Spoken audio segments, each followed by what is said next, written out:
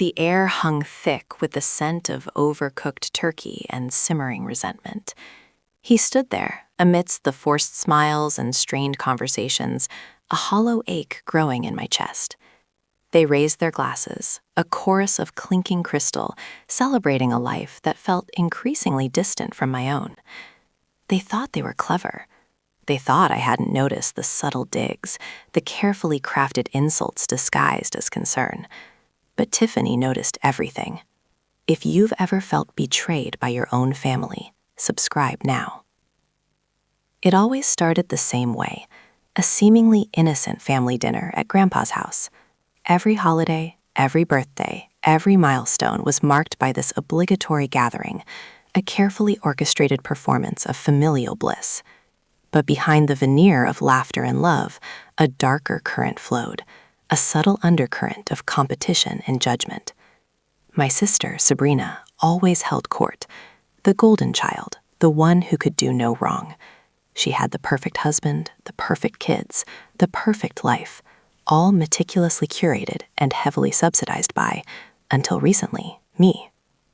For years, I poured money into her ventures, covering childcare expenses, contributing to extravagant vacations, even quietly paying off some of her credit card debts.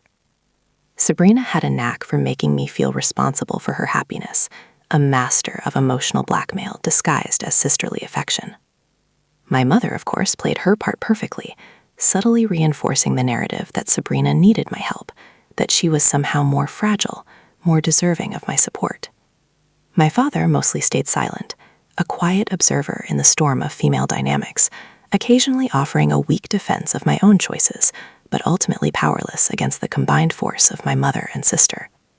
It was a system, a well-oiled machine designed to extract resources from me, and for years I willingly played my part. I truly believed I was helping, that I was making a difference in Sabrina's life. The first crack in the facade appeared when I started asking questions, small questions at first, innocent inquiries about how the money was being spent. But Sabrina bristled at my curiosity, her carefully constructed composure starting to crumble. My mother jumped in to defend her, accusing me of being unsupportive, of doubting Sabrina's integrity. The atmosphere in the room thickened, the air growing heavy with unspoken accusations and simmering anger. It was during one of these increasingly tense dinners that Sabrina uttered the words that would forever alter the course of our relationship. "Some people need to feel useful," she said, her voice dripping with condescension, even when they're not. The words hung in the air, a blatant insult disguised as a backhanded compliment. My face flushed crimson, my hands trembled, but I said nothing. I simply smiled, a tight, forced smile that masked the fury raging inside me. I knew in that moment that things had to change. I could no longer play the role of the dutiful sister, the endless source of financial support. I had to break free from this cycle of manipulation and emotional blackmail. The idea of the money I could have spent on myself instead was like a stone in my stomach. I started subtly withdrawing my support, slowly cutting off the flow of funds. At first, Sabrina didn't seem to notice, but as the months passed and the money dried up, her desperation became increasingly apparent. She started calling more often, her voice laced with a mixture of pleading and resentment. My mother joined the chorus, her tone growing sharper, her demands more insistent. They tried every tactic they could think of to guilt me into resuming my financial contributions.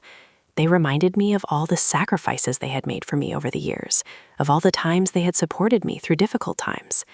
They accused me of being selfish, of turning my back on my own family. But I stood firm. I had reached my breaking point. I could no longer allow myself to be manipulated and exploited. Tiffany was changing. I had to prioritize my own well-being, my own happiness. The family gatherings became even more strained, the atmosphere thick with unspoken tension. Every conversation felt like a minefield, every interaction a potential trigger for an explosive argument. I tried to avoid them as much as possible, making excuses to skip dinners and holidays. But they were relentless, constantly probing, constantly pushing, determined to break my resolve. The final straw came during Grandpa's birthday dinner. The whole family was there. As we sat around the table, forcing smiles and making small talk, my mother suddenly turned to me, her eyes filled with a cold, calculating glint. "Sabrina is really struggling," she said, her voice dripping with accusation. "She doesn't know how she's going to make ends meet. It's all your fault, Tiffany." I felt a surge of anger rise within me, a burning rage that threatened to consume me. But I managed to keep my voice calm, my expression neutral. "I'm sorry to hear that," I said, "but I can't help her anymore." My words hung in the air, a declaration of independence, a refusal to be manipulated any longer. Sabrina burst into tears, her face contorted with rage and despair. "You're ruining my life," she screamed, her voice cracking with emotion. "You're a terrible sister." I looked at her, my heart filled with a mixture of pity and contempt. "No, Sabrina," I said. "I'm saving my own." I stood up, my chair scraping against the floor. "I'm done," I said, my voice clear and resolute. "I'm done with this family. I'm done with the manipulation. I'm done being your personal ATM." I turned and walked away, leaving them sitting there, stunned and speechless. The person I trusted most was one of them. The silence that followed my departure was deafening, a stark contrast to the years of noise and manipulation. But as I walked away from that suffocating dinner, a sense of liberation washed over me, a lightness I hadn't felt in years. It was short-lived. The phone calls started almost immediately, a relentless barrage of guilt trips and accusations. Sabrina's voice was shrill, laced with a desperate plea for forgiveness, but beneath the surface, I could hear the familiar undercurrent of entitlement. My mother was more direct, her words sharp and cutting, designed to pierce my armor of resolve. "How could you do this to your own sister?" she demanded, her voice dripping with disappointment. "She needs you. You're being so selfish." I tried to explain, to reason with them, to make them understand that I couldn't continue to sacrifice my own well-being for their benefit. But my words fell on deaf ears. They refused to acknowledge my perspective, to accept that I had reached my limit. The calls escalated, becoming more frequent and more aggressive. They started contacting my friends, my colleagues, even my neighbors, spreading lies and rumors, trying to turn people against me. My reputation, carefully built over years of hard work, was slowly being chipped away, eroded by their relentless campaign of character assassination. I felt isolated, alone, as if the entire world was turning against me. Sleep became a luxury, the nights filled with anxious thoughts and unsettling dreams. Every time the phone rang, my heart would jump into my throat, a surge of adrenaline coursing through my veins. I started avoiding social situations, afraid of running into people who had been poisoned by my family's lies. My anxiety spiked, a constant hum of dread underlying every moment. I tried to talk to my father, hoping he could mediate, that he could bring some sense of reason to the situation. But he was weak, easily swayed by my mother's emotional outbursts. He sympathized with me. I could see it in his eyes, but he lacked the courage to stand up to her, to challenge her narrative. "Just give her some time," he pleaded, his voice filled with resignation. "She'll come around eventually." But I knew he was wrong. My mother and sister were not going to come around. They were determined to break me, to force me back into the role of the dutiful, compliant daughter and sister. I considered moving, starting over in a new city, far away from their toxic influence. But the thought of abandoning my life, my friends, my career, was too daunting. I had worked too hard to build what I had, and I refused to let them drive me away. Instead, I decided to fight back. I started documenting their harassment, recording their phone calls, saving their emails and text messages. I knew that I needed to protect myself, to gather evidence in case I needed to take legal action. I also started seeking professional help, talking to a therapist about the emotional toll the situation was taking on me. She helped me to process my anger and resentment, to develop coping mechanisms for dealing with their constant attacks. She reminded me that I was not responsible for their behavior, that I had the right to set boundaries and to protect my own well-being. Slowly, gradually, I started to regain my strength, my confidence. I was still hurting, still struggling, but I was no longer willing to be a victim. One evening, I received a particularly nasty phone call from Sabrina. She was drunk, her words slurred and incoherent, but her message was clear. She hated me, she blamed me for all her problems, and she would never forgive me. I hung up the phone, my hands trembling with rage. I wanted to scream, to lash out, to hurt them the way they were hurting me, but I knew that wouldn't solve anything. It would only fuel their fire, giving them more ammunition to use against me. Instead, I took a deep breath, closed my eyes, and tried to calm myself. I reminded myself that I was not defined by their actions, that I had the power to choose my own path. As I sat there, in the quiet of my apartment, an idea began to form in my mind, a plan to expose their lies, to reveal their true nature to the world. It was a risky plan, one that could potentially backfire and cause even more pain. But I was desperate. I was tired of being the victim. I was ready to fight back, to reclaim my life. I began to meticulously collect information, digging into Sabrina's past, uncovering secrets and lies that she had desperately tried to keep hidden. I discovered a pattern of financial mismanagement, of reckless spending and unpaid debts. I found evidence of her manipulating other people, exploiting their kindness and generosity for her own personal gain. The more I uncovered, the more determined I became to expose the truth. I knew that it wouldn't be easy, that they would fight back with everything they had, but I was prepared. I was ready to face them, to confront them with their lies, and to finally break free from their toxic grip. The sleepless nights continued, but now they were fueled by a different kind of energy, a burning desire for justice, a fierce determination to protect myself and to reclaim my life. The weight of injustice still pressed down on me, but it was no longer crushing me. It was fueling me. The darkness closed in. It wasn't just the metaphorical darkness of betrayal and emotional exhaustion. It was a physical manifestation of my despair. I lost my job. Sabrina, using her network of connections and carefully crafted lies, had managed to poison my professional reputation. Clients vanished, contracts were canceled. My boss, a man I had respected and trusted, called me into his office, his face etched with discomfort. He didn't explicitly say he believed Sabrina's accusations, but the implication was clear. He couldn't afford the risk, the potential damage to the company's image. He handed me a severance package, a meager consolation prize for years of dedicated service. As I walked out of the building, box in hand, the weight of my failure felt crushing. It wasn't just the loss of income, it was the validation of Sabrina's narrative, the confirmation that I was, in fact, useless, as she had so cruelly suggested. I felt like I was suffocating, drowning in a sea of despair, with no hope of rescue. The apartment felt empty and cold. The silence amplified the hollowness within me. I stared at the four walls, the familiar surroundings now alien and hostile. I couldn't eat. I couldn't sleep. The world seemed to spin around me, a chaotic blur of noise and color that I couldn't comprehend. I started isolating myself, cutting off all contact with the outside world. I stopped answering the phone. I ignored the emails and text messages. I closed the curtains, shutting out the sunlight, embracing the darkness. Days blurred into nights, indistinguishable from each other. I existed in a state of perpetual numbness, a void devoid of emotion. I thought about ending it all, about escaping the pain and the humiliation. The darkness whispered seductive promises of peace and oblivion. I started researching methods, searching for a way to simply disappear. The idea was a dark promise. I almost gave up. Then I looked in the mirror.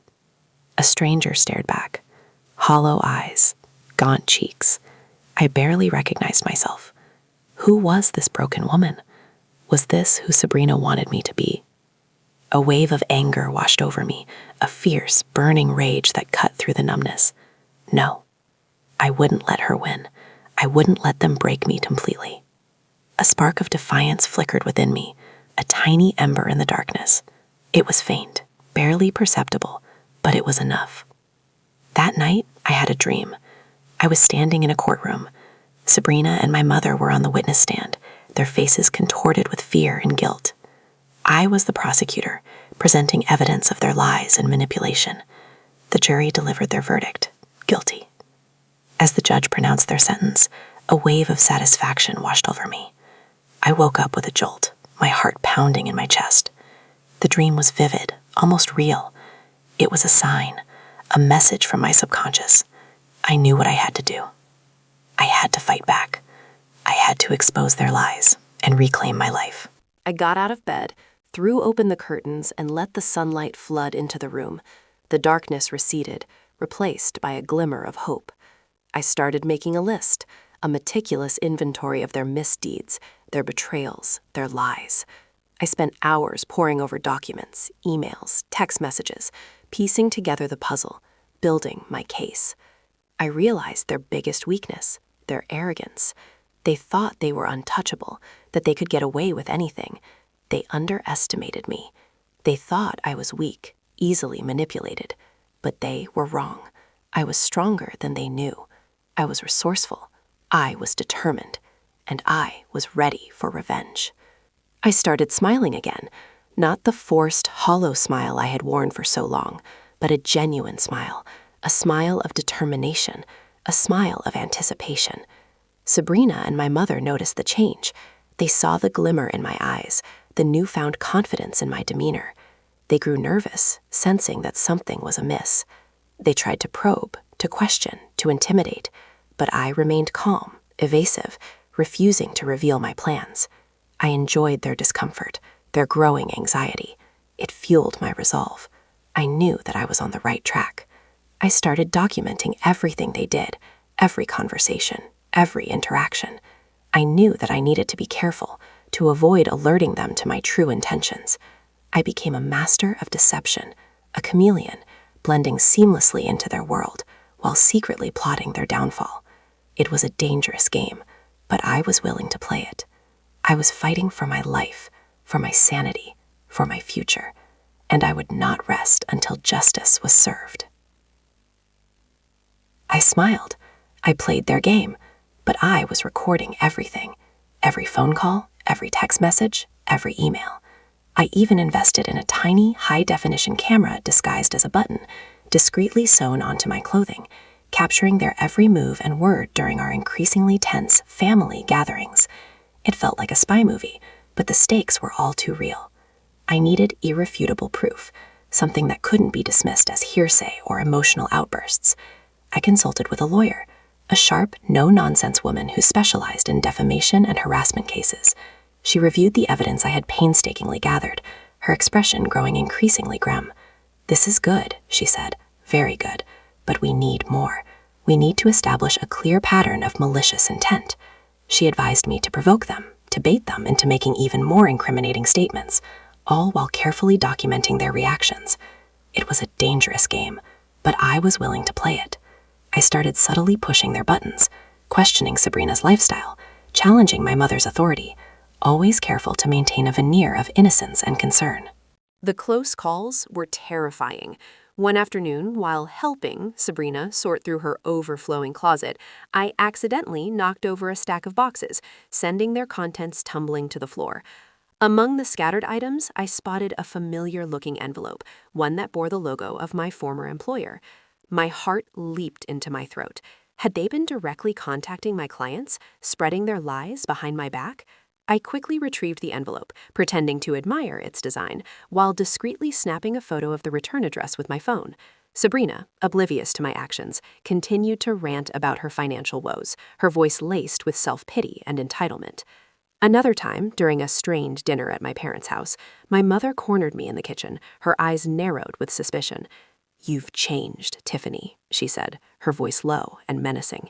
"You're not as easily manipulated as you used to be. What are you up to?" I forced a laugh, pretending to be amused by her paranoia. "I'm just trying to be happy, Mom," I said. "Is that so wrong?" I could feel her gaze burning into me, trying to penetrate my facade, but I held my ground, refusing to flinch. The anticipation was a constant gnawing pressure, a mix of excitement and dread. I knew that the day of reckoning was approaching, that I was getting closer to exposing their lies and reclaiming my life. But I also knew that they would not go down without a fight. They were resourceful, manipulative, and utterly ruthless. I had to be prepared for anything. I spent hours researching forensic accounting, learning how to trace financial transactions and uncover hidden assets. I discovered that Sabrina had been siphoning money from the family business for years, using it to fund her lavish lifestyle and pay off her mounting debts. I also uncovered evidence that my mother had been secretly manipulating my father's investments, diverting funds into offshore accounts without his knowledge. The scale of their deception was staggering, far greater than I had ever imagined. I realized that I wasn't just fighting for myself. I was fighting for my father, for my family's legacy, for the truth. The legal aspects were crucial. I meticulously documented every instance of harassment, every defamatory statement, every financial irregularity. I consulted with my lawyer regularly, updating her on my progress and seeking her advice on how to proceed. She cautioned me to be patient, to avoid any rash actions that could jeopardize my case. "We need to build an airtight case," she said, "one that will withstand any scrutiny. This will take time, but it will be worth it in the end." I knew she was right. I couldn't afford to make any mistakes. The cameras were my constant companions. I reviewed the footage obsessively, searching for any clues, any inconsistencies, any evidence that could strengthen my case. I learned how to enhance the audio, to filter out background noise, to isolate key phrases and statements. I became a digital detective, piecing together the puzzle of their deception, one frame at a time. I knew the risks were enormous. If they discovered my plan, they would stop at nothing to silence me, to protect their secrets.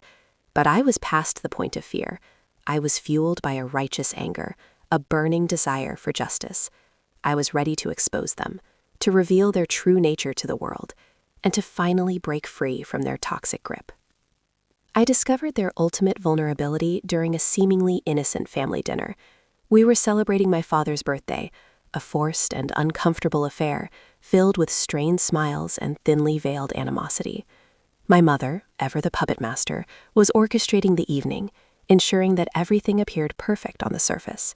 Sabrina, as usual, was holding court, regaling us with tales of her extravagant spending and frivolous adventures. I sat there, silently observing them, my hidden camera diligently recording their every word and gesture. It was during one of Sabrina's particularly boastful monologues that she let slip a crucial piece of information, a detail so explosive that it nearly made me choke on my wine. She mentioned a little investment she had made years ago, a sum of money that she had borrowed from the family business without my father's knowledge. The money, she claimed, had been used to purchase a property in a foreign country, a luxurious villa that she planned to use as her personal playground.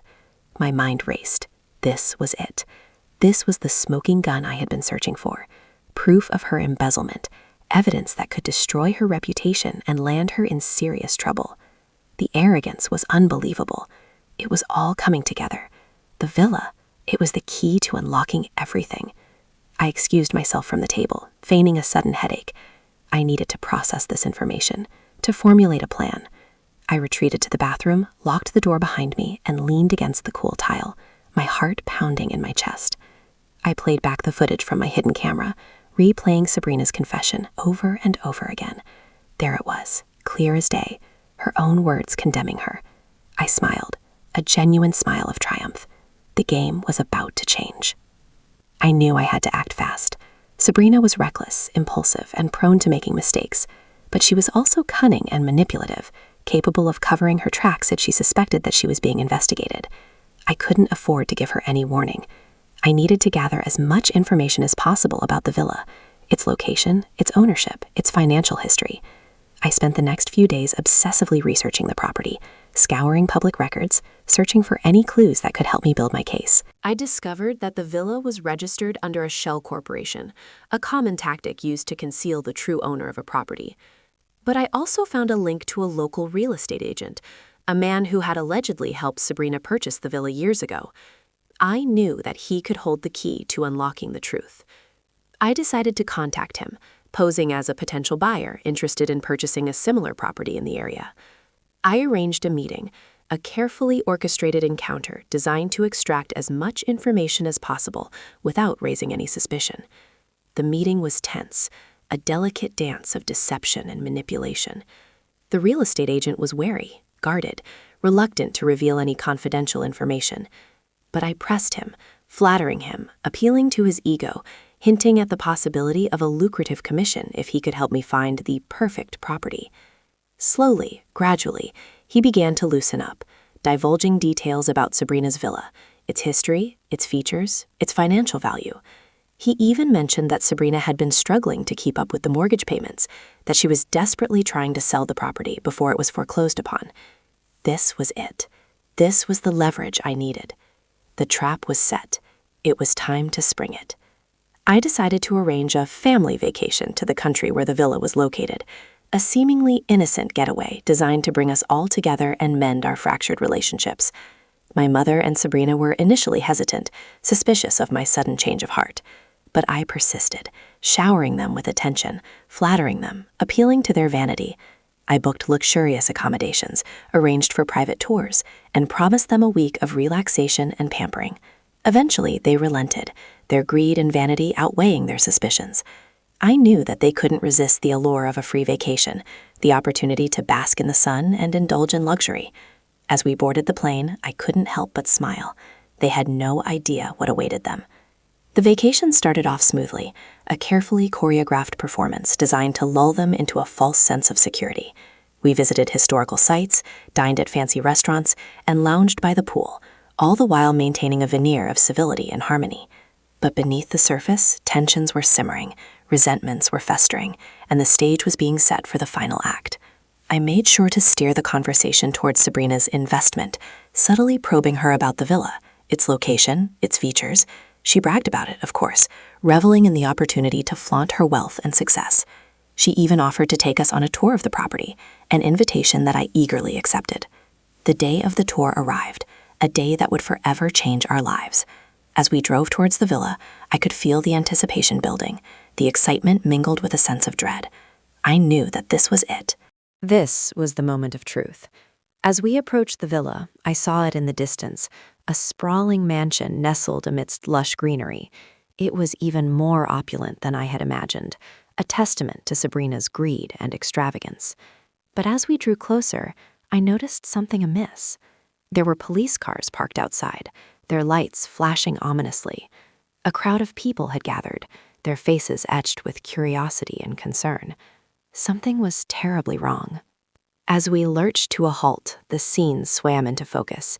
Yellow tape cordoned off the villa. Uniformed officers milled around, their expressions grim. My mother gasped, a theatrical display of shock and concern. Sabrina, however, was deathly pale, her eyes wide with terror. Before she could speak, a stern-faced woman in a business suit approached us, flashing a badge.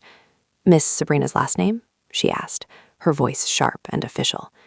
"We need to ask you some questions regarding allegations of embezzlement and fraud." Sabrina stammered, her carefully constructed facade crumbling before my eyes. I don't understand," she stuttered, her voice trembling. "There must be some mistake." The woman ignored her protests, gesturing towards the villa. "We have reason to believe that this property was purchased with funds illegally obtained from family business name. We also have evidence suggesting that you have been evading taxes and laundering money through offshore accounts." Sabrina's face contorted with rage and panic. She rounded on me, her eyes blazing with fury. "You did this," she screamed, her voice shrill and accusatory. "You set me up." I simply stared back at her, my expression calm and detached. "The truth has a way of coming out, Sabrina," I said softly. "You can't hide from it forever." The officers moved in, gently but firmly escorting Sabrina towards a patrol car. My mother wailed, clinging to Sabrina's arm, begging them to release her. But it was no use. The wheels of justice had begun to turn, and there was no stopping them now. The next few weeks were a whirlwind of legal proceedings, media frenzy, and family drama. Sabrina was charged with multiple counts of embezzlement, fraud, and tax evasion. The evidence against her was overwhelming, thanks to the meticulous documentation I had compiled. Her reputation was ruined, her assets were frozen, and her future was uncertain. My mother, devastated by Sabrina's downfall, turned against me, accusing me of betraying my own family. She refused to speak to me, casting me out as if I were a pariah. My father, however, was a different story. Initially shocked and heartbroken by the revelations, he eventually came to realize the extent of Sabrina and my mother's deception. He thanked me for exposing their lies, for saving him from financial ruin. He admitted that he had been blind to their true nature, that he had allowed them to manipulate him for far too long. He severed all ties with my mother and Sabrina, determined to rebuild his life and his business on a foundation of honesty and integrity. The trial was a spectacle, a public airing of dirty laundry that captivated the nation. Sabrina tried to defend herself, claiming that she was innocent, that she had been framed. But her lies were easily exposed, her credibility shattered. The jury found her guilty on all counts. She was sentenced to a lengthy prison term, her dreams of wealth and luxury reduced to ashes. As for my mother, she faced her own reckoning. While she wasn't directly involved in Sabrina's financial crimes, she was implicated in the scheme to defame me and destroy my career. I chose not to press charges against her, partly out of a sense of pity, partly out of a desire to finally put an end to the cycle of revenge. But the damage was done. Her reputation was tarnished, her social standing was diminished, and her relationship with my father was irrevocably broken. She was left alone, isolated and embittered, to grapple with the consequences of her actions. I watched it all unfold from a distance, my heart filled with a mix of satisfaction and sadness. I had achieved my goal. I had exposed their lies, reclaimed my life, and brought them to justice. But the victory felt hollow, tainted by the pain and destruction that it had wrought. The family I had once known was gone, shattered beyond repair. In the end, they lost everything: their wealth, their reputation, their freedom. And me? I just smiled. Looking back, I don't regret what I did. It was a necessary act of self-preservation, a desperate attempt to break free from their toxic control. But I also recognize that revenge is a dangerous game, one that can easily consume you and leave you even more damaged than before. It's a dark path, paved with bitterness and resentment. And while it may provide a temporary sense of satisfaction, it ultimately fails to heal the wounds that caused it in the first place. The scars remain. The memories linger. The pain never truly disappears. Revenge isn't sweet. It's necessary. And now, looking directly into the camera, would you have done the same? Let me know in the comments. Subscribe for more